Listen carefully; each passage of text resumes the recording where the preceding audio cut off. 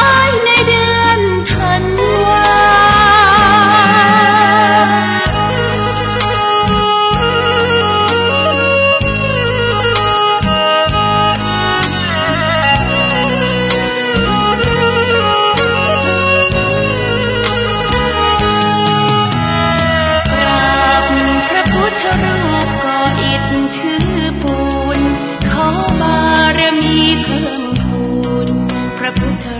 คนแสนหาองค์มีพระพุทธรูปทองเหลืองและเจดีย์ทรงล้านนาที่นี่แผ่นศิลาจารึกยกมือ10 นิ้วกายคิ้วเกษาอาหังวันตาติทะไรเจ้าดังพุทธคุณสดใสบ่เศร้าธรรมะแบบเบาดีงามกับสังฆรัตรวมแล้วเป็น3อัญชุรีงามไหวสาเนื้อเจ้าไหวสาเนื้อเจ้า10 นิ้วกราบแนบไตรไหวสาปารมีธรรมในครูบาอาจารย์พระมหาเถรานุเถระท่านเจ้าคณะพระสังฆาธิการทุกรูปทุกตนขอความสุขความสวัสดีในธรรมะแห่งองค์สมเด็จพระสัมมาสัมพุทธเจ้าจงมีแก่บรรดาสาธุชนท่านผู้ฟังทุกท่านที่ได้มีโอกาสเปิดวิทยุรับฟังรายการธรรมะในชีวิตประจำวันตั้งสถานีวิทยุเพื่อการศึกษาพระพุทธศาสนาและวัฒนธรรมวัดฝ่ายหินตำบลสุเทพอำเภอเมืองจังหวัดเชียงใหม่เมตตาในหลวงพ่อท่านพระครูสมุวิสุวัตรวรกิโจท่านเจ้าอาวาสและท่านผู้อำนวยการวิทยุคืนนี้วันนี้เป็นรายการพิเศษแทนท่านอาจารย์พระครูประหลัด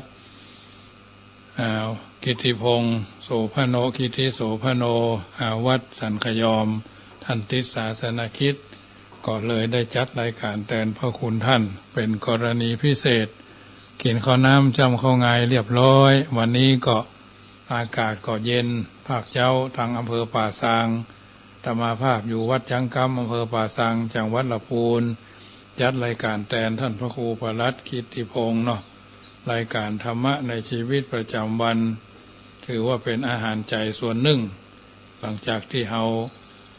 ได้ได้ได้ดำเนินชีวิตนะธรรมะในชีวิตประจำวันก็เป็นส่วนหนึ่งที่นำมาเอาสิ่งที่ดีมาเจริญพรกับตัวตนเราทุกคนทุกท่านเพราะเราท่านทั้งหลายมีการดำเนินชีวิตโดยมีหลักยึดหลักประพฤติบางคนก็เป็นต้นคิดเป็นต้นแบบเป็นต้นไม้เป็นต้นน้ำอยู่กันเป็นประจำอยู่แล้วเพราะฉะนั้นธรรมะในชีวิตประจำวันก็เป็นส่วนหนึ่งที่นำมาเจริญพรบรรดาญาติโยมได้ฟัง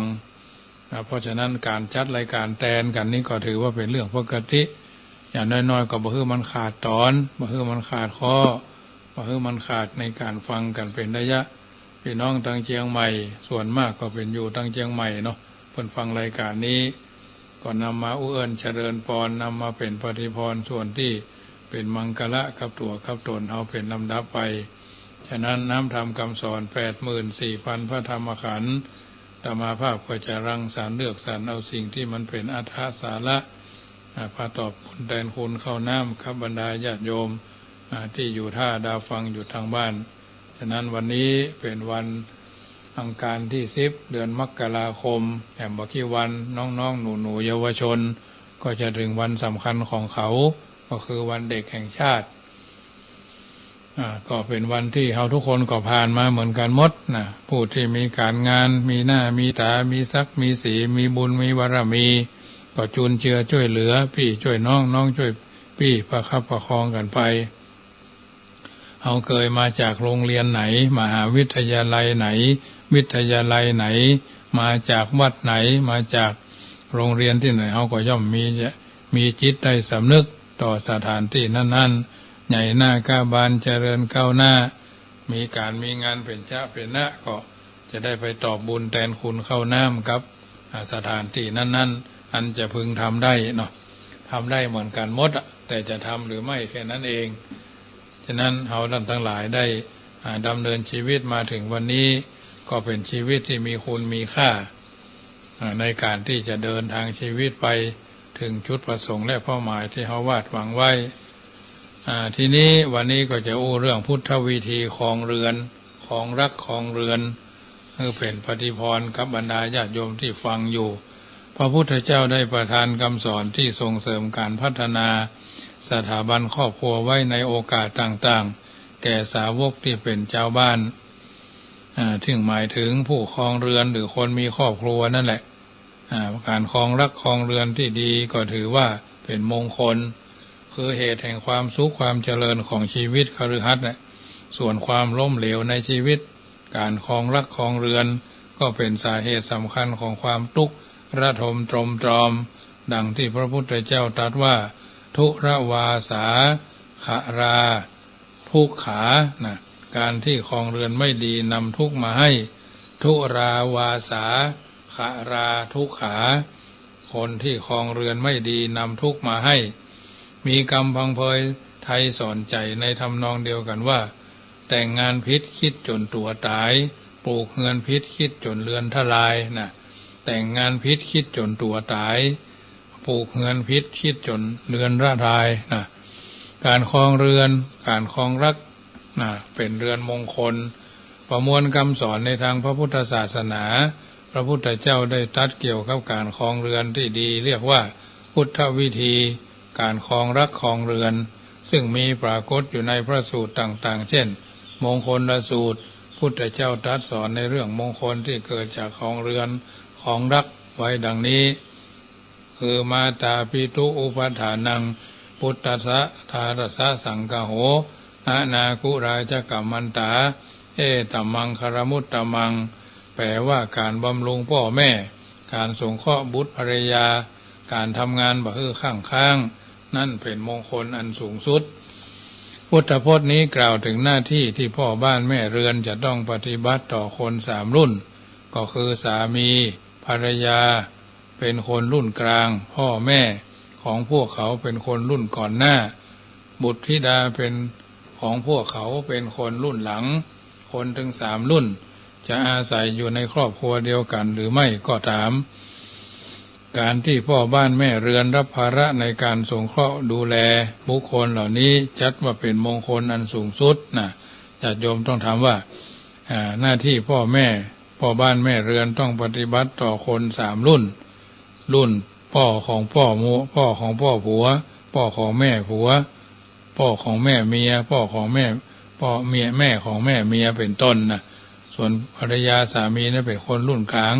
ลูกเต้าเราหลานก็จะต้องมาตัวยเฮาเป็นส่วนมากแต่เฮาบ่ได้คำนึงกึดถึงลำเพิงหานะก็จะทำให้การงานข้างอากูลนะพ่อการดูแลบุคคลเหล่านี้จัดเป็นมงคลอย่างยิ่งฝ่ายสามีจะทำหน้าที่พ่อบ้านเนาะทำหน้าที่พ่อบ้านที่สงเคราะห์ดูแลสมาชิกภายในครอบครัวได้ดีก็ด้วยการประกอบการงานหาเลี้ยงชีพด้วยความซื่อสัตย์สุจริต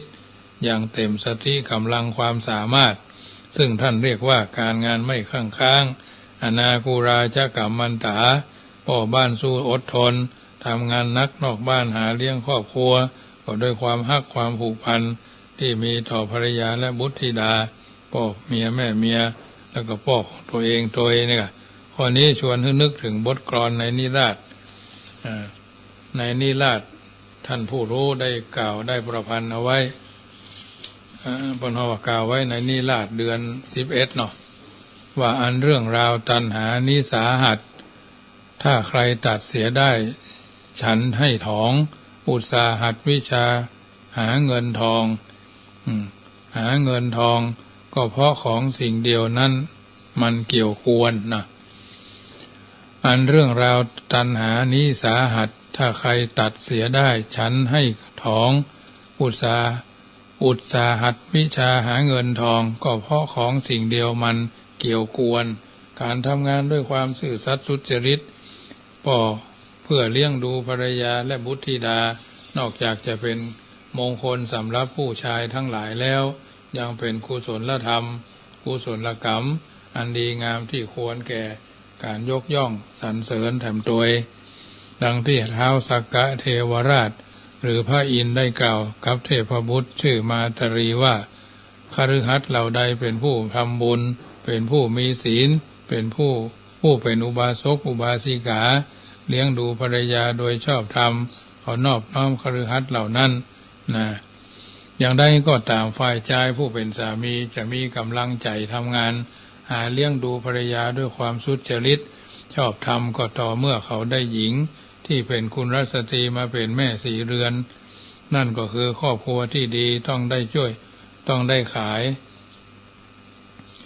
ครอบครัวที่ดีต้องได้ชายและหญิงที่เป็นคนดี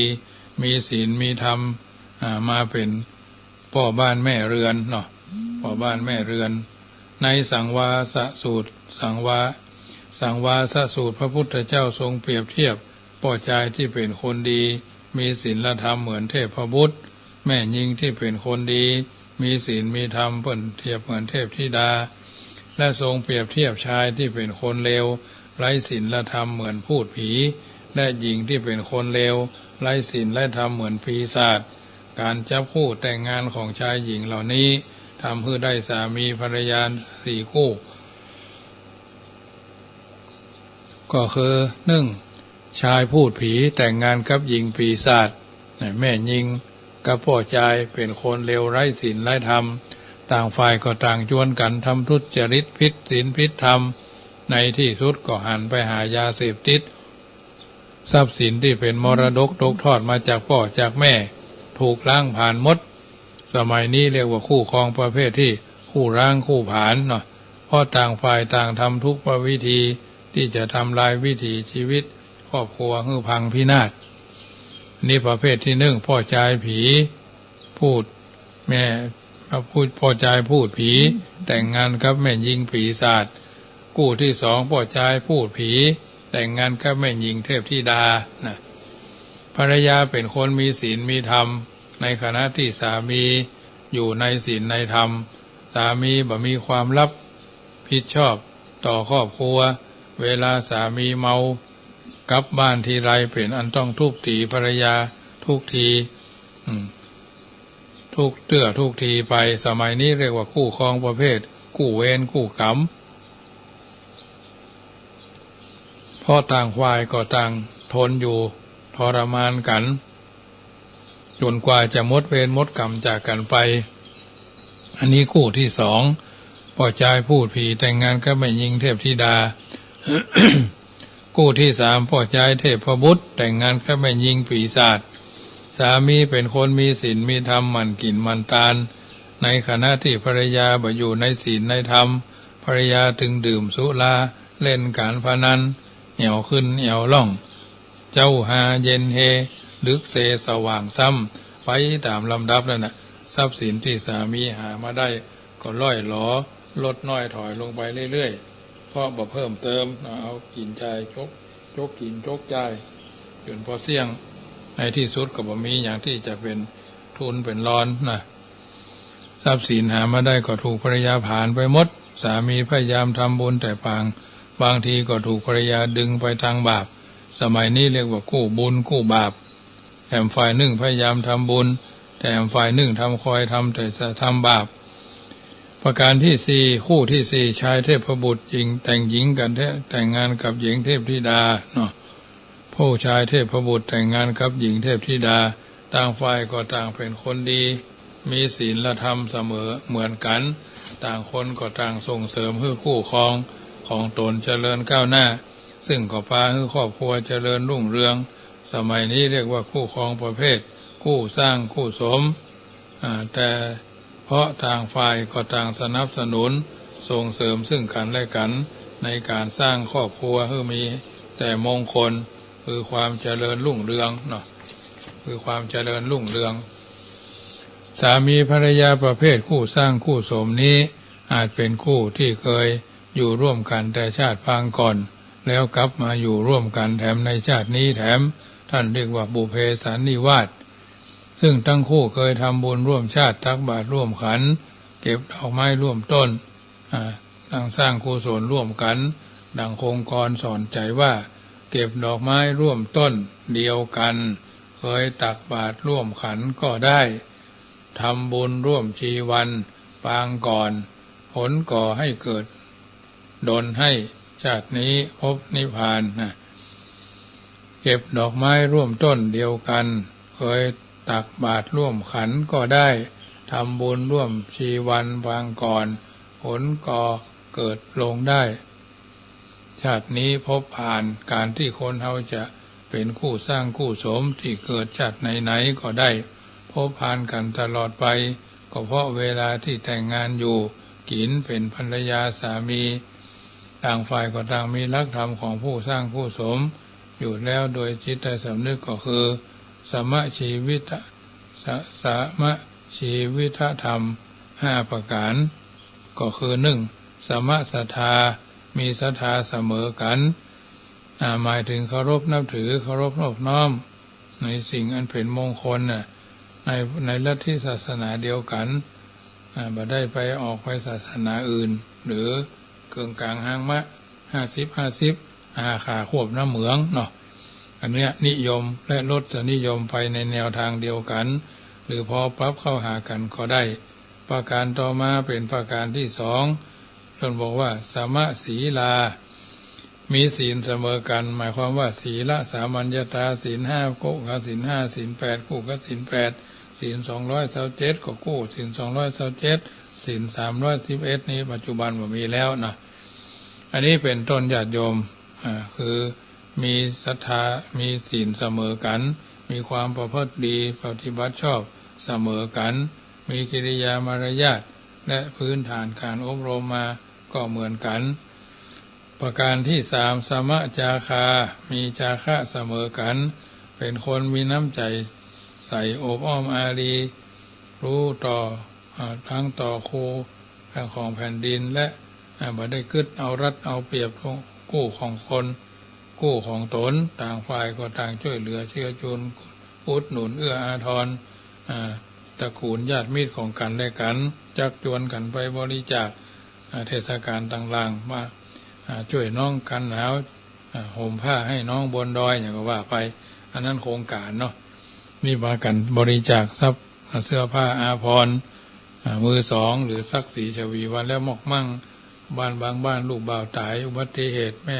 ลูกสาวตายอุบัติเหตุเนาะเข้าของเครื่องใจก็เหลือเยอะแยะเอาไว้ก็ไว้บ่ได้หันหน้าก็ง่อมขึ้นเติงหาบางทีก็เอาไปเผากันที่บ่ได้เป็นต้นอันนี้คือการบริจาคเสมอกันสมะปัญญาก็คือมีปัญญาเสมอกันเข้าใจนำเอารักเหล่านี้ไปประพฤติปฏิบัติเข้าใจโลกชีวิตใกล้เคียงกันจนสามารถคุยกันรู้เรื่องและคำปรึกษาหารือได้เข้าลักษณะที่ว่าเป็นเพื่อนคู่คิดเป็นมิตรคู่ใจไปเสียแล้วลักษณะสำคัญของสมะชีวิตธรรมทั้ง4ประการก็คือสมะศรัทธามีศรัทธาความเชื่อเสมอกันสมะศีลามีศีลเสมอกันและประการที่3ศรัทธาสมะจาคาคือบริจาคทานเป็นคนมีน้ำใจประการสุดท้ายสมะปัญญาเนาะก็คือมีปัญญาเสมอกันหูเต่าเอาไว้กันหูทันเอาไว้แก้แย่แล้วมันแก้บ่ทันความสัมพันธ์3แบบที่บรรพชนท่านกล่าวเอาไว้ก็คือ1ความสัมพันธ์ระหว่างสามีภรรยาโดยทั่วไปแบ่งออกเป็น3แบบด้วยกัน1อัตตาธิปไตยหมายถึงการถือตัวเองเป็นใหญ่ตัวเองเป็นใหญ่ถือเฮาเอาแต่ใจตัวเองเป็นที่ตั้งกู้ของเขาก็ต้องตามใจเฮาตลอดเวลานี้เป็นความสัมพันธ์แบบที่1เรียกว่าเราชนะเขาแพ้นะ2โลกาธิปไตยหมายถึงการถือตัวเขาเป็นใหญ่เอาตามใจเขาอยู่ฝ่ายเดียวกันโดยบ่ได้ด้วยฝ่ายเดียวโดยบ่ได้อย่างตอบแทนซึ่งอาจจะเป็นเพราะฮักเขาพ่องข้างฮักเผาข้างเดียวก็เป็นไปได้นี้เป็นความสัมพันธ์แบบที่เรียกว่าเราแพ้เขาชนะนะประการที่3ธรรมาธิปไตยหมายถึงการถึงหลักการเป็นใหญ่มุ่งเอาแต่สุขและความสำเร็จ ของชีวิต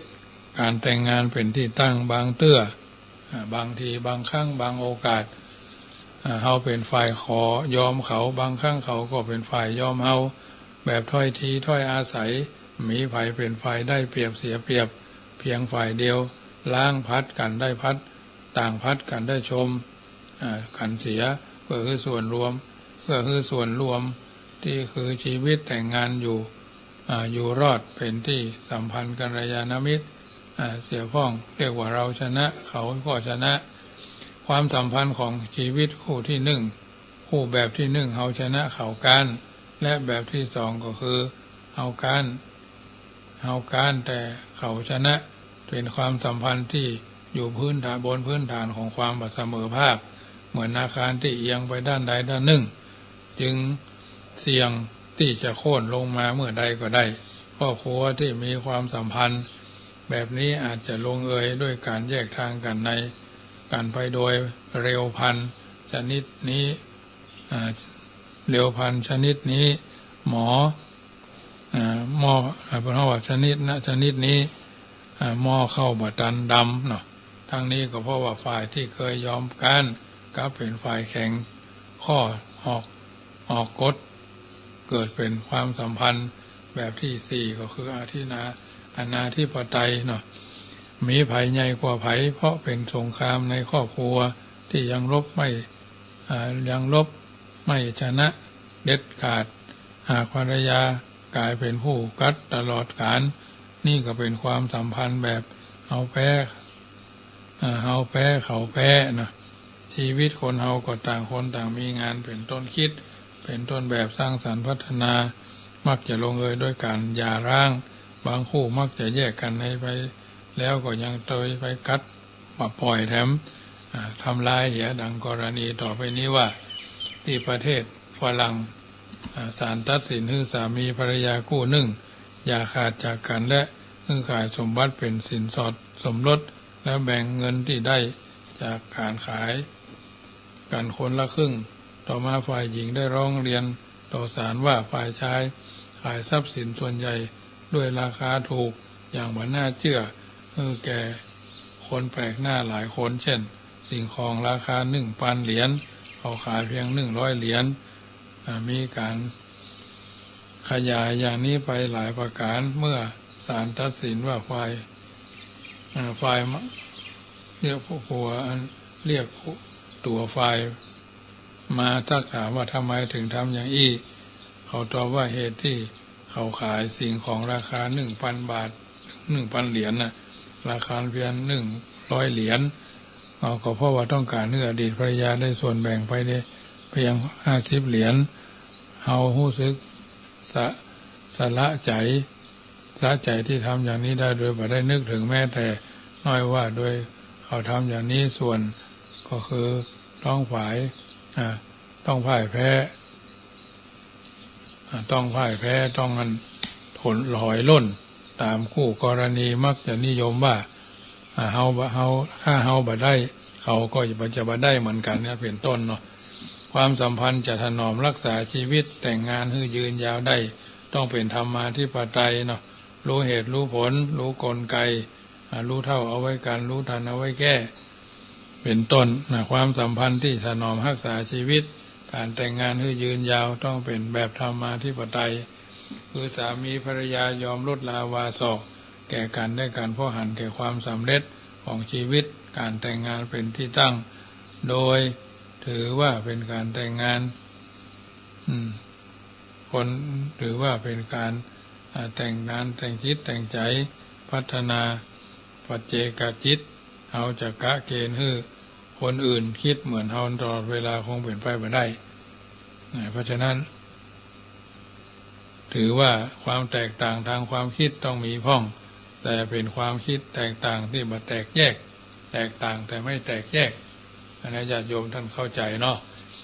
ธรรมชาติของลิ้นกับฟันญาติโยมท่านผู้ฟังทั้งหลายธรรมดาของลิ้นกับฟันมันอยู่ใกล้กันย่อมมีการกระทบกระทั่งการพ้องเป็นธรรมดาเมื่อคัดแย้งขึ้นมาสามีภรรยาต้องรีบเจรจาปรับความเข้าใจกันเพื่อสลายความขัดแย้ง ถ้าทางไหนถ้าละไว้เมินปัญหาจักลุกลามไปได้ทางนี้ก็เพราะว่าเหตุว่าเจ็บกายหายโวยเจ็บใจหายยากนะเจ็บกายหายโวยเจ็บใจหายยาก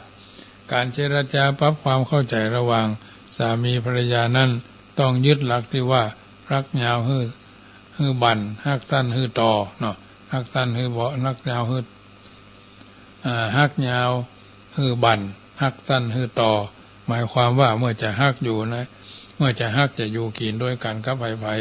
เมินฮือตัดสินคำอู้ที่รุนแรงออกไปพ้องแต่ถ้าคิดจะอยู่กินจนเสี่ยงชีวิตก็ฮือต่อความพยายามสื่อความยาวสาวความยืดเพียงคำว่าตกปากว่าเร็วนี้ก็เป็นเรื่องสามีภรรยาจะมีชีวิตอยู่กินกันได้เมินต้องรู้จักยอมกันฮือแก่กันได้การพ้องโดยยึดคติว่าฮัดนิ่งเป็นพ้องฮัดจะใดจะเป็นฮัดจะใดจะเป็นชีวิตที่ราบรื่นดีฉะนั้นการรู้จักอ่อนน้อมถ่อมตนก็เช่นเดียวกันการรู้จักอ่อนน้อมถ่อมตนยอมแพ้แก่คู่ครองของเราเป็นเรื่องที่ดีเพราะเป็นการยอมการที่ทำมาซึ่งความชนะใจเขาซึ่งอาจจะช่วยให้เขาช่วยมีชีวิตคู่ครองได้อยู่รอดปลอดภัยจนถือไม้เท้ายอดทองกระบองยอดเพชร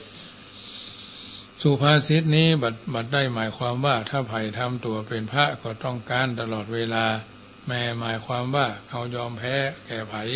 เอาเป็นพระในใจของคนนั้นเอาจะชนะไผ่ก็เป็นมารในใจของคนนั้นเมื่อสามีภรรยาต้องการเป็นพระในใจของกันและกันแล้วก็ต้องหัดยอมกันหรือยอมแพ้เสียบ้างคนที่จะรู้จักยอมกันหรือยอมแพ้แก่คู่ครองต้องมีวุฒิภาวะทางอารมณ์พอสมควรบางอันแล้วก็คงบ่โกรธขึ้นมาก็มักจะลงกับฝ่ายภรรยาผลต่อมาเกิดสงครามโลกเกิดสงครามในครอบครัวสามีภรรยาของบางคู่ทะเลาะกันจนหัวร่างข้างแตกบ้านแตกสลายขาดเนาะลูกเล็กแดงอกสั่นขวัญแขวนไปเรื่อยๆทีนี้คนที่มีวุฒิภาวะของอารมณ์จะสามารถจัดการกับอารมณ์อย่าบายุของตนและของคนอื่นได้ดีเมื่อเกิดมีความขัดแย้งขึ้นมาแรกที่คนเฮาจะต้องทำก็คือความควบคุมอารมณ์ของตนเพื่อเป็นไปดังสงบเมื่อเขาแรงมาเฮาอย่าพึ่งแรงไปมิฉะนั้นก็จะกลายเป็นขิงก็ราขาก็แรงเมื่อควบคุมอารมณ์ตนได้เขาก็สามารถจัดการกับอารมณ์ของคู่กรณีได้เรียกว่าความสงบสยบความเคลื่อนไหวนักวิชาการสมัยปัจจุบันท่านเรียกความสำเร็จในการควบคุมเป้าอารมณ์เช่นนี้ว่ากรรมฉลาดในความฉลาดในอารมณ์หรือความฉลาดในจิตใจสำนึกสติและปัญญาสติและสัมปชัญญะอันนี้ก็ถือว่ามีธรรมอยู่2ประการที่ช่วยให้คนเราเกิดความฉลาดในอารมณ์สติได้แก่ความระลึกได้เป็นความระลึกรู้ทันสิ่งที่กำลังเกิดขึ้นกับเฮาและภายในใจเฮาในเวลาปัจจุบันนี้ทีเดียวเช่นการขับรถอย่างมีสติเฮาจะพอหันความสำคัญเฮาจะพอหันสัญญาไฟจราจรว่ากำลังเขียวหรือแดงถ้าหากว่าเขากำลัง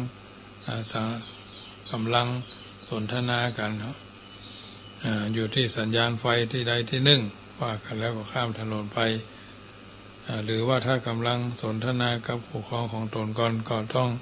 มีสติในการฟังบ่ยอมหันบ่ได้ยินบ่ได้ฟัง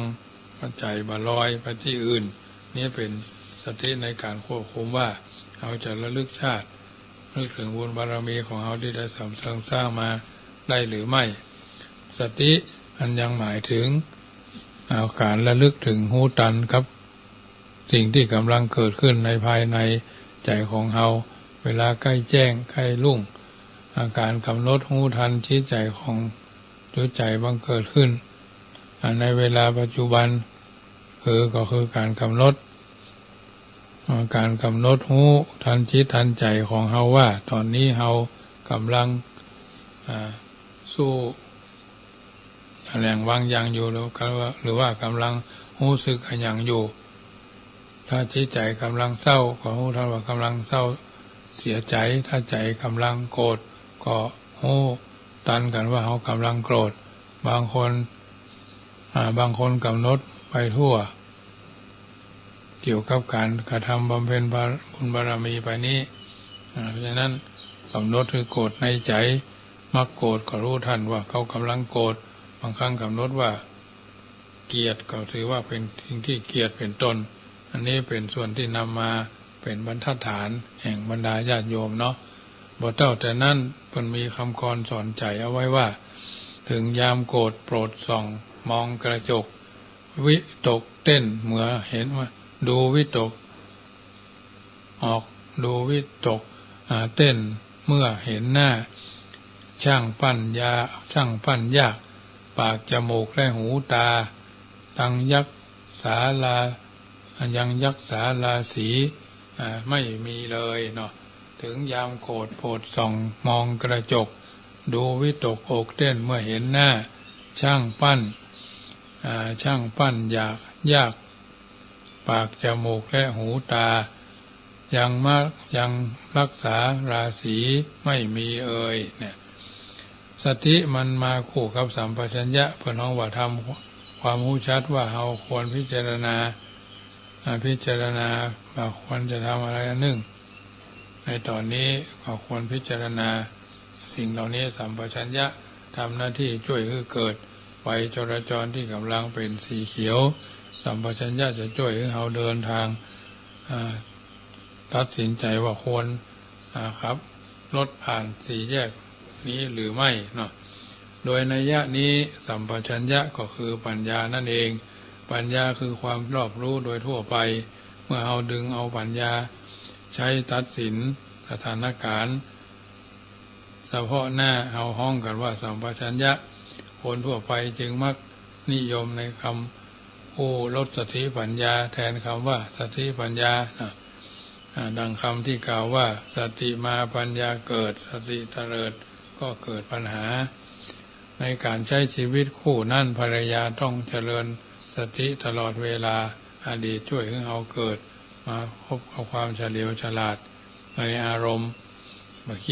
ขี้เกียจมักขมตาคมมักลาบบ่มาบมักลูกคุยนะตามาบมักลูกคุยเนาะอันนี้เขาทั้งสองคู่กำลังโกรธกันค้ามีปัญญาหันชอบด้วยกันก็เนี่ยเพราะฉะนั้นสิ่งต่างๆเหล่านี้ถ้าเราตั้งใจถ้าเราตั้งสติไว้ทันปัญญาก็จะช่วยเราสามารถเดินทางสายกลางด้วยความบ่ขัดแย้งและถ้าเราตั้งสติบ่ทันปัญญาอาจจะลุกลามรุนแรงจากนี้อยากน้ำพอกยึดเดียวเป็นน้ำข้นเพิ่งเป็นขวดเนาะนอกจากนี้การเจริญสติยังช่วยให้เราฉลาดรู้ทันความเป็นไปเป็นมาของเราเพราะฉะนั้นบางคนก็เขาอาจจะบอกความต้องการออกมาตรงๆเราต้องมีสติตั้งใจฟังเขาสื่อสารแล้วถอดรหัสได้ไขว่คว้าความเป็นจริงที่จะต้องร่วมด้วยช่วยกันพิวัฒนาการให้มันดีขึ้นเมื่อเรามีสติตั้งมั่นพึงเขาฟังเขาเราจะเกิดปัญญารู้ความต้องการที่แท้จริงก็สามารถบริการได้ถูกเวลาบุญกู้โกรธกันนะเป็นเรื่องปกติที่เราหันเรารู้เราเข้าใจแล้วก็นำไปพิจารณาปรับใช้ว่าบางท้องที่ก็บอกเหมือนกัน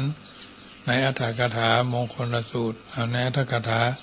มงคลสูตรท่านตอนให้เอาท่านทั้งหลายได้มีโอกาสสร้า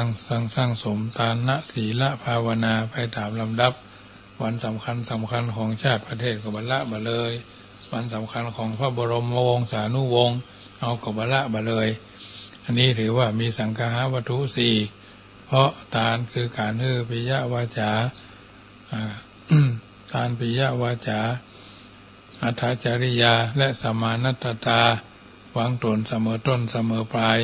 และย่อมมีแนวปฏิบัติดังต่อไปนี้ก็คือทานคือการ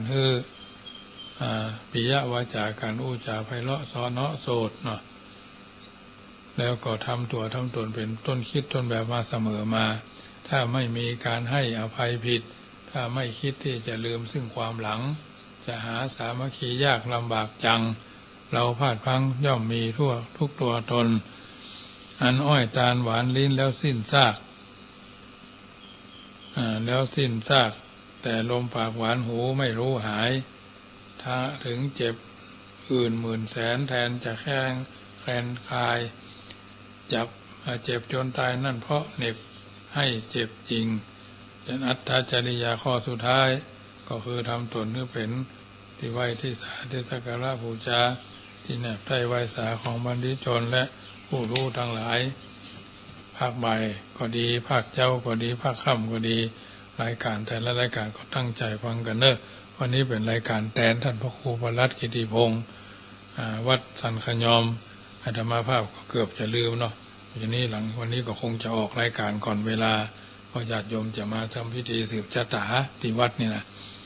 เดี๋ยววัน2 วันเว้นวันก็มาสืบชะตาพอดีก็ได้จัดรายการญาติโยมได้อู้เอิญเจริญพรโทรกันเข้ามาได้เนอะถ้าฟังดูทางเชียงใหม่